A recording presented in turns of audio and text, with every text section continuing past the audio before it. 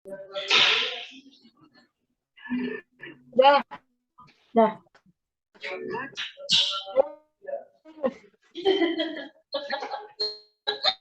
Udah. Ayo Putri. Assalamualaikum warahmatullahi Assalamualaikum warahmatullahi wabarakatuh. Pada kesempatan kali ini kami akan mempresentasikan hasil diskusi dari kelompok kami. Sebelumnya perkenalkan dan 3 teman saya yaitu Nur Afifah, Putri Aulia Zahra, dan Nur Indah Zakia. Lanjut.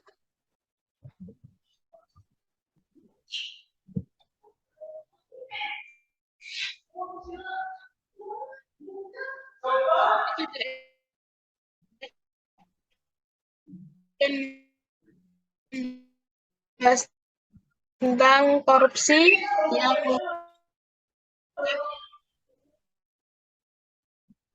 di bangsa Indonesia. Apa itu korupsi? Maupun penyalahgunaan guna keuntungan pribadi maupun orang lain, merupakan penyalahgunaan jabatan resmi untuk kepentingan pribadi.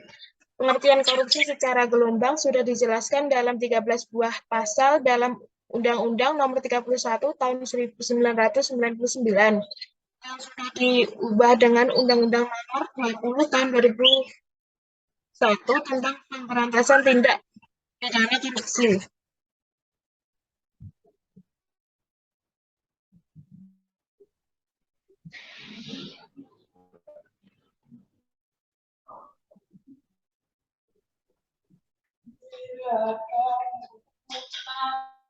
Sekarang giliran Zakia.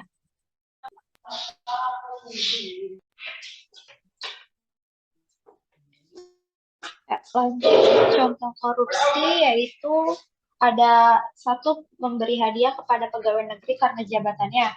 2, pegawai negeri menerima suap. 3, pegawai negeri menerima hadiah yang berhubungan dengan jabatannya. 4, menyuap hakim. 5, menyuap advokat. 6, hakim dan advokat menerima suap. 7, hakim menerima suap.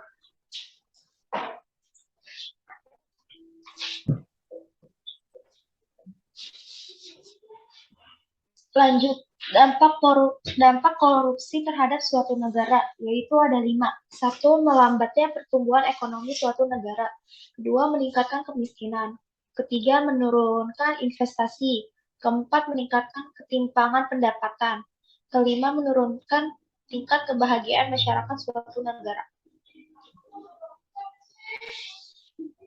Bagaimana cara mencegah korupsi di sektor publik? Ada beberapa kebijakan yang mesti ditempuh oleh pemerintah guna mencegah korupsi pelayanan publik, yakni 1. Mengadopsi teori pencegahan kejahatan, seperti situational crime prevention. 2. Memperkuat etika dan tata kelola birokrasi melalui good corporate governance. Yang 3. Pemberian sanksi yang tegas bagi birokrat yang menerima gratifikasi dalam melaksanakan tugasnya. Yang 4, memberikan penghargaan kepada birokrat yang jujur. Yang 5, mensosialisasikan dampak korupsi SDA secara masif dan sistematis kepada masyarakat. Yang ke-6, membentuk sistem perizinan yang terpadu berbasis online. Yang ke-7, menata budaya pelayanan birokrasi dan perbaikan batas waktu proses perizinan. Contoh kasus korupsi yang ada di Indonesia. Yang pertama, kasus korupsi Bupati Kota Waringin Timur. Yang kedua, kasus SKL BLBI. Yang ketiga, kasus korupsi PT Jiwasraya. Yang keempat, kasus PT TPPI. Yang kelima, kasus korupsi PT Asabri.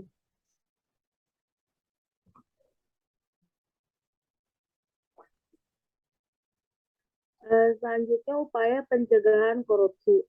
1.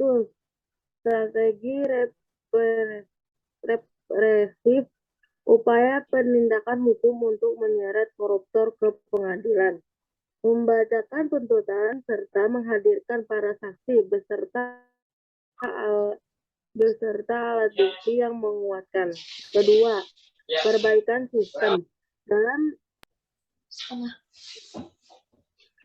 Dalam strategi perbaikan sistem KPK memberikan rekomendasi kepada kementerian atau lembaga terkait untuk melakukan langkah-langkah perbaikan. Selain itu, strategi ini juga dilakukan melalui penaatan layanan Republik, melalui koordinasi untuk supervisi pencegahan serta mendorong transparansi penyelenggaraan untuk mendorongnya transparansi penyelenggaraan negara. KPK menerima LHKPN dan gratifikasi.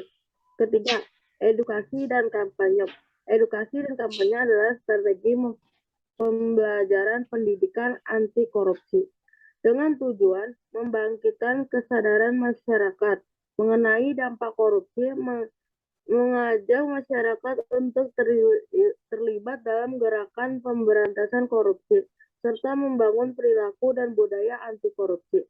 Tindakan hanya bagi mahasiswa dan masyarakat umum, namun juga untuk anak usia dini, taman kanak-kanak, dan sekolah dasar.